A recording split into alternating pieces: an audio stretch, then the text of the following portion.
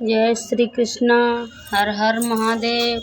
जय शिव शंकर। मेरे भक्ति सागर चैनल में आप सभी भक्तों का स्वागत है। भागवत गीता का पहला अध्याय महात्म्य, इसको पूरा सुनना भक्त लोग। पूरा सुनने से आप सभी भक्तों की हर मनोकामनाएं पूरी होगी। जय श्री कृष्णा। हर हर महादेव। श्री पार्वती जी ने कहा, भगवान आप सब तत्वों के ज्ञाता हैं। आपकी कृपा से मुझे श्री विष्णु संबंधी नाना प्रकार के धर्म सुनने को मिले, जो समस्त लोक का उद्धार करने वाले हैं। देवेश, अब मैं गीता का महात्म्य सुनना चाहती हूँ, जिसका श्रवण करने से श्री हरि की भक्ति बढ़ती है। श्री महादेव जी बोले, जिनका विग्रह अलसी के फूल की भांति श्याम वर्ण का है, परछ राज गरुड़ जी जिनके वाहन हैं, जो अपनी महिमा से कभी व्युत नहीं होते तथा शेषनाग की शैया पर शयन करते हैं, उन भगवान महाविष्णु की हम उपासना करते हैं। एक समय की बात है, मुरदैत्य के नाशक भगवान विष्णु शेषनाग के रमणीक आसन पर सुखपूर्वक विराजमान थे। उस समय समस्त लोकों को आनंद देने वाली भगवती लक्ष्मी ने आदर पूर्वक प्रसन्न किया। श्री लक्ष्मी जी ने पूछा, भगवान आप संपूर्ण जगत का पालन करते हुए भी अपने ऐश्वर्य के प्रति उदासीन से होकर जो इस क्षीर सागर में नींद ले रहे हैं, इसका क्या कारण है? श्री भगवान बोले, सुमुख मैं नींद नहीं लेता हूँ, अपितु तत्व का अनुसरण करने वाली अंतर्दृष्टि के द्वारा अपने ही महेश्वर तेज का साक्षात्कार कर रहा हूँ।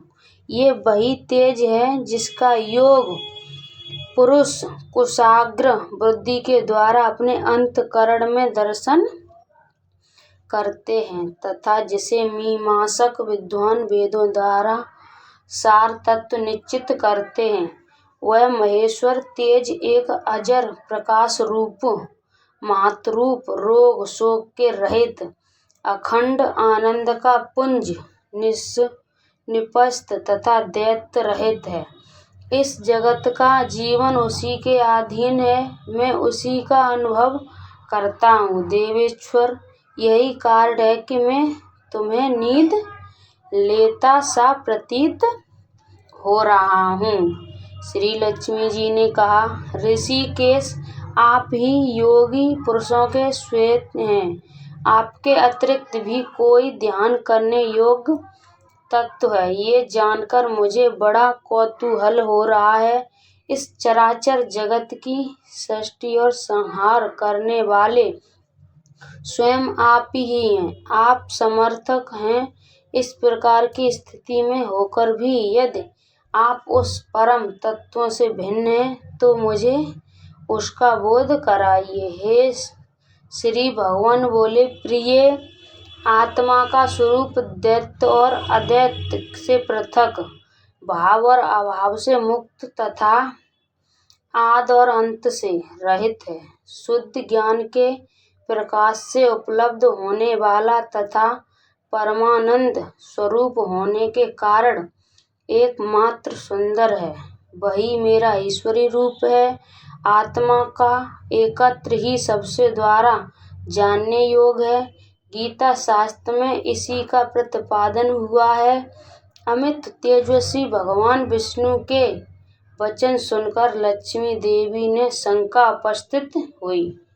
कहा, भगवान यदि आपका स्वरूप स्वयं परमानंदमय और मन वाणी की पहुँच के बाहर है, तो गीता कैसे उसका बोध कराती है? मेरे इस संदेश का निवारण कीजिए। श्री भगवान बोले, सुंदरी सुनो, मैं गीता में अपनी स्थिति का वर्णन करता हूँ।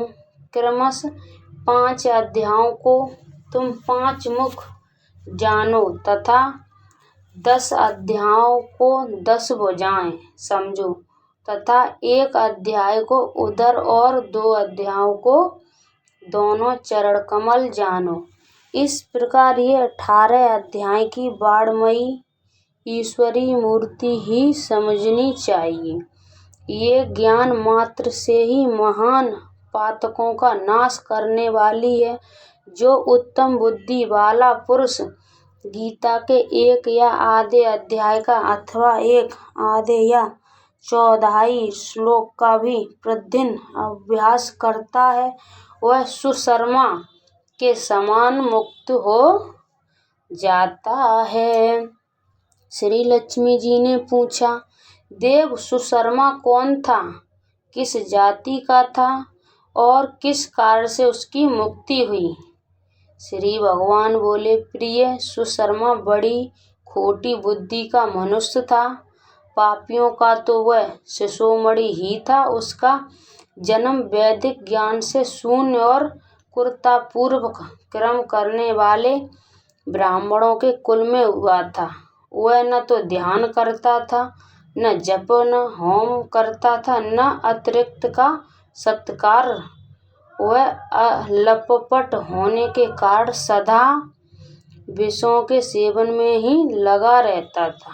हल जोतता और पत्ते बेचकर जीविका चलाता था। उसे मंदिरा पीने का व्यसन था तथा वह मांस भी खाया करता था। इस प्रकार उसने अपने जीवन का दीर्घ काल व्यतीत कर दिया। एक दिन मूढ़ वृद्धि सुशर्मा पत्ते खाने लाने के लिए किसी ऋषि की वाटिका में घुस रहा। इसी बीच में काल रूपधारी काले सांप ने उसे डस लिया। सुशर्मा की मृत्यु हो गई। तदनंतर वह अनेक नरकों में जा वहां की यातनाएं भोगकर मृत्यु लोक में लौट आया और वहां बोझ ढोने वाला बैल हुआ। उस समय किसी पंगु ने अपने जीवन को आराम से व्यतीत करने के लिए उसे खरीद लिया। बैल ने अपनी पीठ पर पंगु का भार ढोते हुए बड़े कष्ट से 7-8 वर्ष बिताए।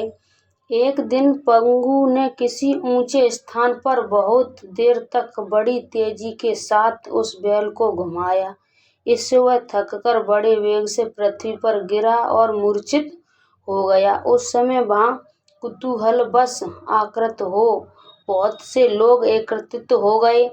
उस जनक समुदाय में से किसी पुण्यात्मा व्यक्ति ने उस बैल का कल्याण करने के लिए उसे अपना पुण्य दान किया। तत्पश्चात कुछ दूसरे लोगों ने भी अपने अपने पुण्यों को याद करके उन्हें उसके लिए दान किया।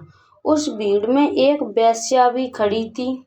उसे अपने पुण्य का पता नहीं था, तो भी उसने लोगों की देखा देखी उस बैल के लिए कुछ त्याग किया। तदनंतर यमराज के दूत उसे मरे हुए प्राणी को पहले यमपुरी में ले गए। वहां ये विचार करके ये वेश्या के दिए हुए पुण्य से पुण्यवान हो गया, उसे छोड़ दिया गया। फिर वह भूलोक में आकर उत्तम कुल और शील वाले ब्राह्मण के घर में उत्पन्न हुआ। उस समय भी उसे अपने पूर्व जन्म की बातों का स्मरण बना। बहुत दिनों के बाद अपने अज्ञान को दूर करने वाला कल्याण तत्व का जिज्ञासु होकर वह उस वेश्या के पास गया और उसके दान की बात बतलाते हुए उसने पूछा, तुमने कौन सा पुण्य दान किया था? वेश्या ने उत्तर दिया, वह पिंजरे में बैठा हुआ तोता प्रतिदिन कुछ पढ़ता था, उसके मेरा अंतःकरण पवित्र हो गया। उसी का पुण्य मेरे तुम्हारे लिए दान किया था। इसके बाद उन दोनों ने तोते से पूछा। तब उस तोते ने अपने पूर्व जन्म का स्मरण करके प्राचीन इतिहास कहना आरंभ किया। शुक बोला, पूर्व जन्म में बुद्धिमान होकर भी विद्वत्ता के अभिमान में मोहित रहता था। मेरा राग दुख इतना बढ़ गया था कि मैं गुणवान विद्वानों के प्रति भी ईश्वरों भाव रखने लगा। फिर समय अनुसार मेरी मृत्यु हो गई और मैंने अनेक गृहित लोकों में भटकता फिरा। इसके बाद इस लोक में आया। सतगुरु की अनंत निंदा करने के कारण तोते के कुल में मेरा जन्म हुआ। पापी होने के कारण छोटी अवस्था में ही मेरा माता पिता से वियोग हो गया। एक दिन मैं ग्रीष्म ऋतु में तपे मार्ग पर पड़ा था। वहां से कुछ श्रेष्ठ मुनि मुझे उठा लाए और महात्माओं के आश्रम के भीतर एक पिंजरे में उन्होंने मुझे डाल दिया। वहीं मुझे पढ़ाया गया। ऋषियों के बालक बड़े आदर के साथ गीता के प्रथम अध्याय की आवृत्ति करते थे। वहीं से सुनकर मैं भी बारंबार पाठ करने लगा। इसी बीच में एक चोरी करने वाले बहेलिया ने मुझे वहां से चुरा लिया। तत्पश्चात इस देवी ने मुझे खरीद लिया। पूर्व काल में मैंने इस प्रथम अध्याय का अभ्यास किया था, जिससे मैंने अपने पापों को दूर किया है। फिर उसी से इस वेश्या का भी अंतःकरण शुद्ध हुआ और उसी के पुण्य से ये द्विज श्रेष्ठ सुशर्मा भी पाप मुक्त हुए।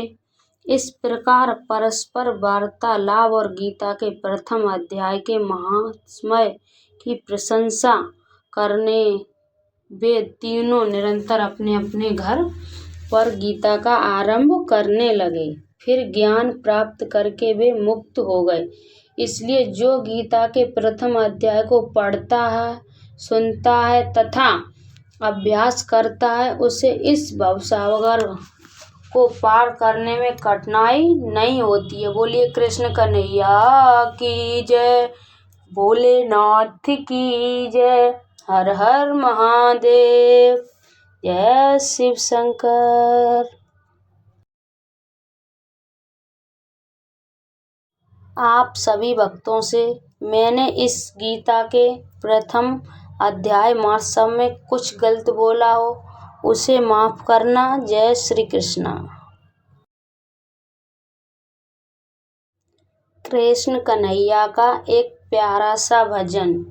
नटवर नागर नंदा, भजो रे मन गोविंदा, श्याम सुंदर मुख चंदा, भजो रे मन गोविंदा। नटवर नागर नंदा, भजो रे मन गोविंदा। तू ही नटवर तू ही नागर, तू ही नटवर तू ही नागर, तू ही बाल मुकुंदा, भजो रे मन गोविंदा। नटवर नागर नंदा, भजो रे मन गोविंदा।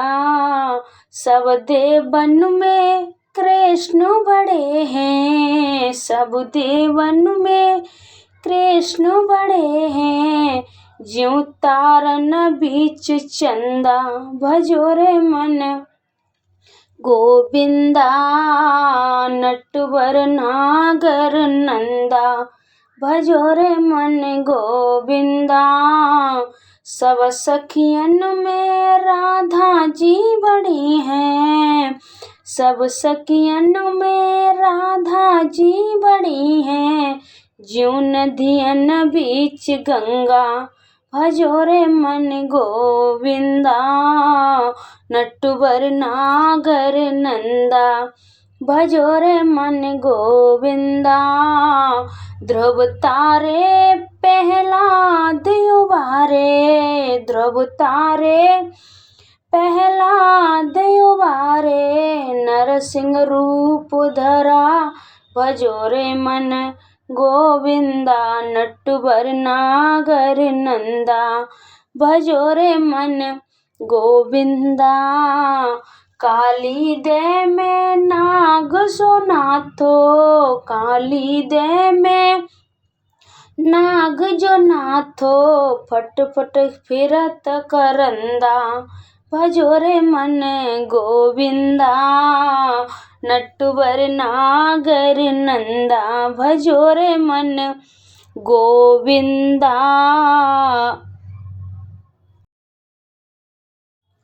वृंदावन में रास रचायो, वृंदावन में रास न रचायो।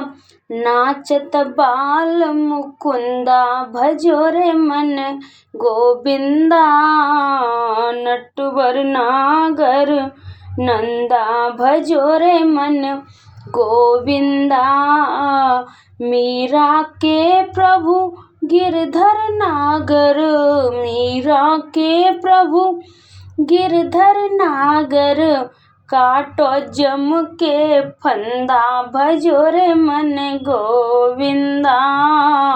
नटवर नागर नंदा, भजो रे मन गोविंदा। नटवर नागर नंदा, भजो रे मन गोविंदा। श्याम सुंदर मुख चंदा, भजो रे मन गोविंदा। जय श्री कृष्णा। राधे राधे।